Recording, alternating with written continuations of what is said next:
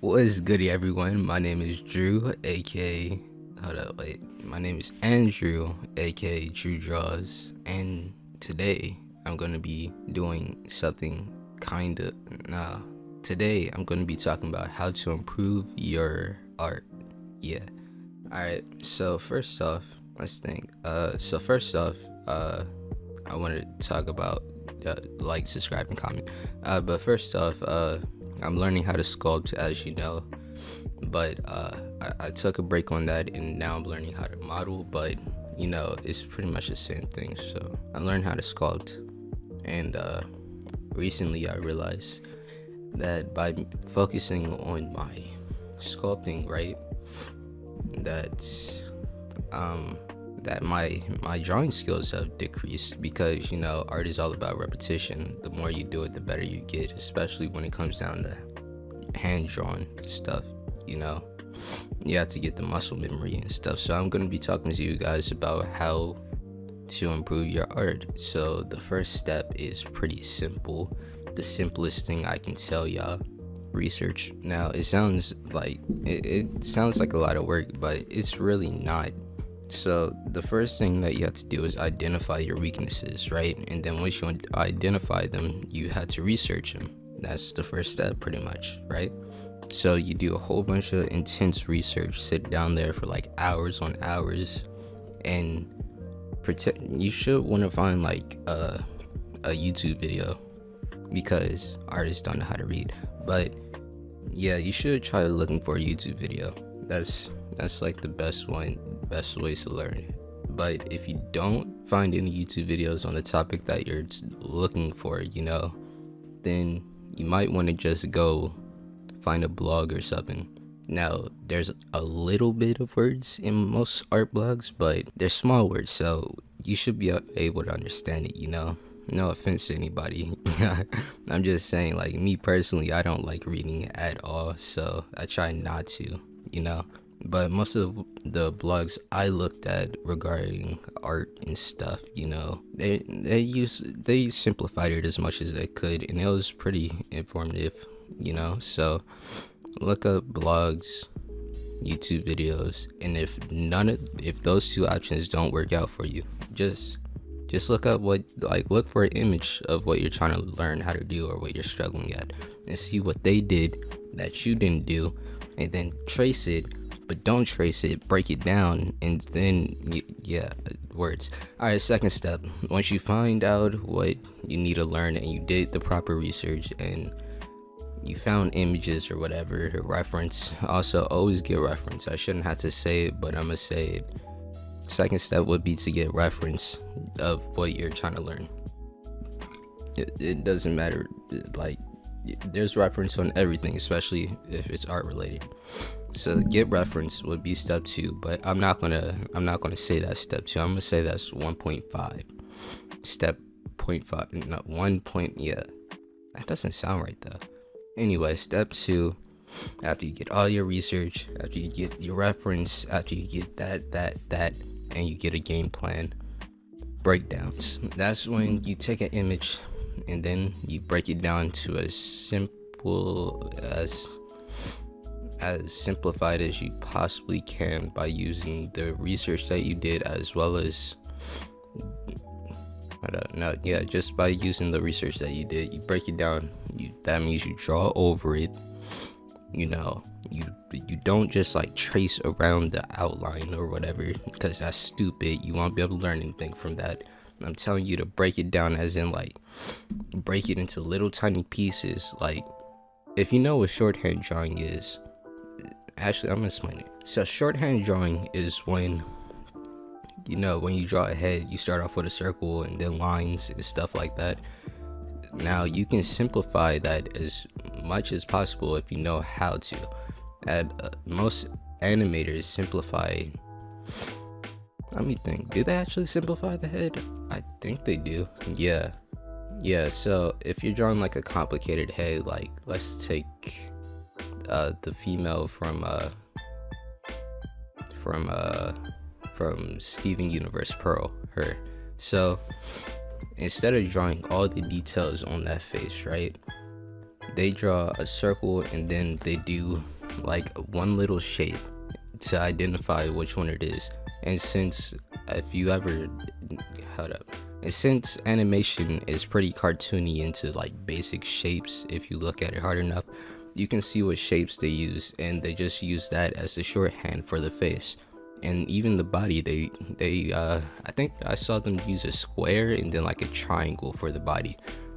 It doesn't sound correct, but trust me, for animation, especially when storyboarding or animating, you want to do it as simplified as possible. That's what I'm telling you to do for this. You break it down by simplifying it into parts that you know that you can draw over and over again, and the parts has to connect to the other parts.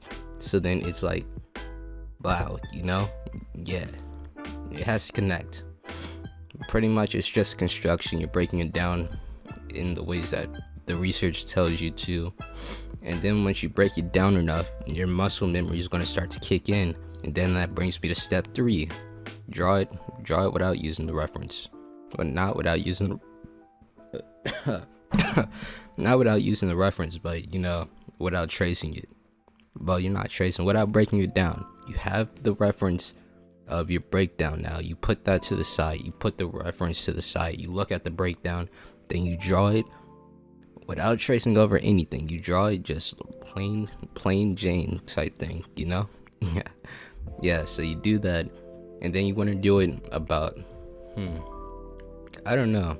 What's actually a good... I personally do it whenever I do breakdowns. I do it a lot. Like, I spend hours on just learning one thing to perfect that one thing I'm learning. I normally do it like 50 times or until the entire page I'm drawing with fills up. And I normally use like a pad, you know what I'm saying? So yeah, keep that in mind. Just do it as many times as you can before you feel like you can do it. Like, you can do it like tomorrow or a week from now without even having to look, you know. Like, didn't I say legs? Yeah, so like you're drawing a leg and it's just a standard T-pose view, you know, pretty basic. It's legs point, feet pointing straight, legs straight, you know, just draw it until you feel like you can do that, you know, and connect it to the rest of the body. Just keep on drawing. Yeah. Also, repetition is key, as well as speed. Now, once you get comfortable drawing that one thing that you started to break down and draw over, you have to time yourself. That's the only way that you know that you're getting better. Art is all about repetition and speed. Doesn't sound right, is correct. And just so you know, you can look it up. Any professional artist in the industry, it depends on what you want to do. If you want to become an illustrator, time is still key, you know, but it's not as important as if you are a concept artist drawing like a character for a studio.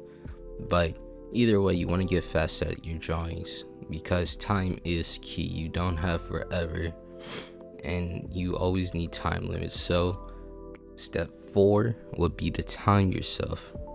You have to time yourself. Like, you can start off at an hour. Like, say for example, you're drawing a character, a full body character with clothing and everything, hair, shoes, feet, whatever, you know. You want to time yourself. Now, personally, I know exactly how much time it takes me to draw a full character, and I mean like design it from thumbnails all the way up to finished product. It takes me about 2 hours. That is pretty decent time, but I know I can do better if I cut out certain things. But you know, it's still pretty decent time for a character design. You know, most people take weeks on weeks just to get down the basics. But since I started recording YouTube videos, you know, time is not necessary, but I can see how much time it takes me to draw one thing.